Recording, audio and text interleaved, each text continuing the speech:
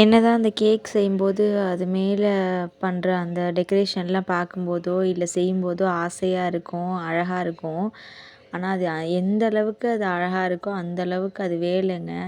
அதுக்கு க்ரீம் அடித்து அதுக்கு கலர் ஆட் பண்ணி இல்லை 2, 3 கலர் நம்ம ஆட் பண்ணுறோன்னா 2, 3 கலர் ஆட் பண்ணி அது ஒரு பெரிய வேலை. ஆனால் இவ்வளோ வேலையும் செஞ்சதுக்கப்புறம் கஸ்டமர் கிட்டேருந்து நல்லாயிருக்கு அப்படின்னு அவங்க சொல்லி அதை கேட்கும்போது எவ்வளோ கஷ்டப்பட்டாலும் அது வந்து இப்படிங்கிறதுக்குள்ளே போயிடும். ஸோ அந்த மாதிரி தான் இந்த கேக்கும். ஸோ என்னோடய க்ளோஸ் ஃப்ரெண்ட் கேட்டிருந்தாங்க.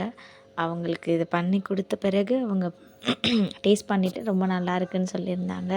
So I am very happy.